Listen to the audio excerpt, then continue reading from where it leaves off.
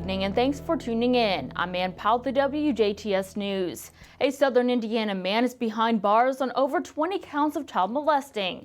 39-year-old Jason Smith was arrested after a lengthy investigation on Wednesday on 26 counts of child molesting and incest. He's currently being held in the Harrison County Jail. No other information is being released at this time.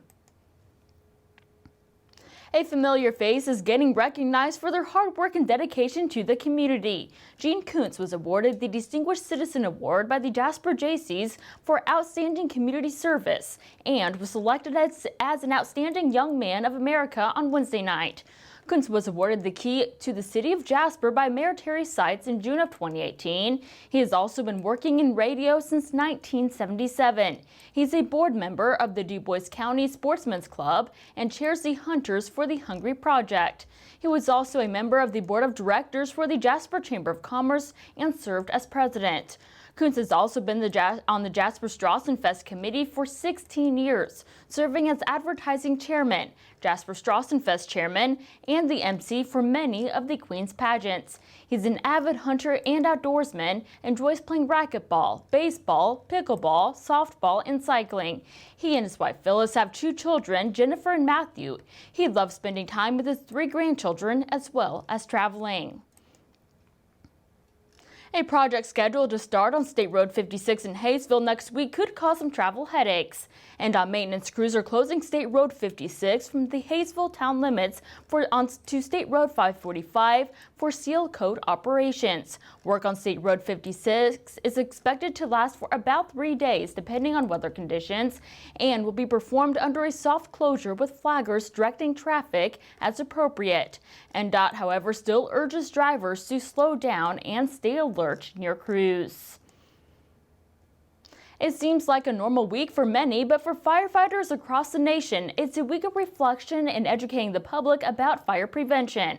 October 3rd to October 9th is Fire Prevention Week, and Jasper Fire Department Chief Kenny Hoaxing says the week was designated over a century ago. It started out many years ago with the Great Fire in Chicago, and then from there, after that, it was recognized because that was the time when the large fire up at Chicago burned a big part of the city. According to History.com, the Great Chicago Fire began on October 8th. It lasted for 2 days, killing 200 to 300 people and destroyed around 17,450 buildings. Since then, firefighters across the country have spent the first week in October recognizing fallen firefighters and educating the public about how to prevent fires. In Indiana, the week began on Sunday when Governor Holcomb directed flags to be flown at half-mast in honor of National Fallen Firefighters Day. Hoaxing explains what other types of activities they've been doing throughout the week. Visiting schools with fire prevention material for the kids, discussing fire safety and all the do's and don'ts about fire safety. So we stay busy doing that. While fire safety is also on the mind this week, Hoaxing says it's the perfect time for residents to check their smoke detectors. If you have a working smoke detector, there's really not a reason you shouldn't get out of your house safely because it'll alert you very early on as soon as the fire starts compared to maybe not waking up if there's a fire and you just sleep through it. So a smoke detector with fresh batteries will definitely save your life and save the lives of others, so it's very important. Hoaxing says the events associated with the National Fire Prevention Week will come to an end on Sunday. And then this Sunday, there are 3 local girls vying for District 18 Miss Queen. So there's 3 ladies from Du Bois County that are competing for that, and that'll be held at Chrisney. And after that, then the District 18 has their parade, also held at Chrisney. So the 2021 Indiana Volunteer Firefighters Association District 18 Parade takes place on Sunday, October 10th. Participants will line up at the Spencer County Community Center at 12 noon Central Time, with the parade beginning at 1 p.m. If you have any questions, contact Kent Groves at k_groves@chrisneyfire.org or call 812-686-2601. Time is running out to save your seat at the Indiana Regional Women's Conference. This year's event takes place on Friday, October 15th from 9 a.m. to 2 p.m. Central Time at the Black Horse Barn Event Center on Highway 68, just east of Linville. Scheduled speakers for this year include keynote speaker Pat Cook of Santa Claus Village and Museum and Santa Claus Town Matriarch. Panel discussion speakers are Ann Knies, the owner of Chocolate Bliss, Cindy Gaskins, co-founder of Sisson Steel, Pike County Community Foundation, Lacey L. Crozier, co-founder and CEO of C&R Construction, and Kelly Renke, Spencer County Sheriff. A registration link and more information is posted on our website, WJTS.tv. A new event is slated to take place in DuBois County this weekend. The Southern Indiana Renaissance Festival's first annual Celtic Fling takes place on Saturday, October 9th and Sunday, October 10th from 10 a.m. to 6 p.m. Eastern Time at the DuBois County 4-H Fairgrounds.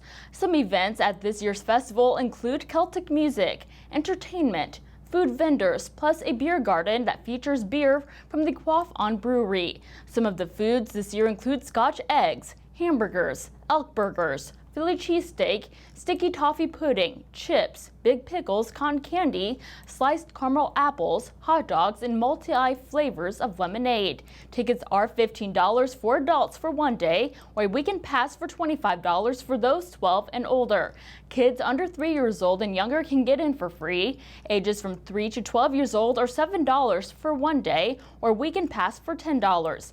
A Phil Celtic Fling schedule is posted on our television partners website, our website, WJTS.tv. With Halloween just around the corner, there's nothing like getting into the spooky mood with a good book. Friends of the Front End Library are hosting their second Saturday basement book sale on Saturday, October 9th from 10 a.m. to 1 p.m. The sale can be entered from either the library's main floor or through the north side doors off of the Front End Community Center parking lot. Masks will be required and will be available for those who come in without one. Social distancing will also be enforced and hand sanitizer will be available. October's sale will feature an entire table of Halloween books for the young and young at heart. Spooky tales and eerie stories are plentiful, and there might even be a spooky friend that makes a special appearance. A special drawing for 3 $5 coupons to be used at future sales will also be held. Prices remain at $1 for hardback books, 50 cents for paperbacks, $1 for most DVDs, CDs, and audiobooks. Puzzles, children's books, and books on the collectible and specials table are variously priced. Donations of gently used books and puzzles are always welcome. However, the Friends of the Front End Library cannot take any encyclopedias, textbooks, or any other outdated informational books. A donation bin is located in the library near the door to the basement. For more information, visit the Friends of the Front End Library Facebook page. Indiana is launching a $540 million grant program to support early childhood education programs through the New Build, Learn, Grow Stabilization grants intended to support child care, early care, and education and out-of-school time programs that have faced increased costs and challenges caused by the COVID-19 pandemic. Funds will be distributed across at least 2 grant rounds, with the first round covering 3 months of providers' operating expenses, allowing them to stabilize their operations and invest in their businesses to build capacity for the future. Over 3,600 child care providers from all over Indiana, serving over 100,000 Hoosier children from birth to age 12, are eligible to apply. The grants are non-competitive and are awarded out on a rolling basis, but providers are encouraged to apply quickly to gain immediate access to funding. More information about this is posted on our website, WJTS.tv. Indiana continues to face the latest wave of COVID-19 with 2,326 new cases reported on Thursday for the state and 21 new deaths. To date, there have been a total of 979,000 cases of COVID-19 and a total of 15,442 deaths reported in the state. As of right now, only 56.2% of Indiana's population is fully vaccinated. DuBois County saw 18 new cases and no new deaths reported on Thursday. To date, there have been a total of 8,061 cases for the county, and 126 Du Bois County residents have died from the virus. As of right now, only 60.3% of the county is fully vaccinated. And for the surrounding counties as of Thursday, Spencer has 8 new cases and 1 new death, with 53.1% of its population vaccinated. Daviess County has 30 new cases with 37.8% of its population vaccinated. Martin County has 5 new cases with 42.1% of its population vaccinated. Lawrence County has 13 new cases with 50.4% of its population vaccinated. Orange County saw 9 new cases on Thursday with 50.6% of its population vaccinated. Pike has 9 new cases with 44.4% of its population vaccinated. Crawford has 7 new cases with 47.9% of its population vaccinated.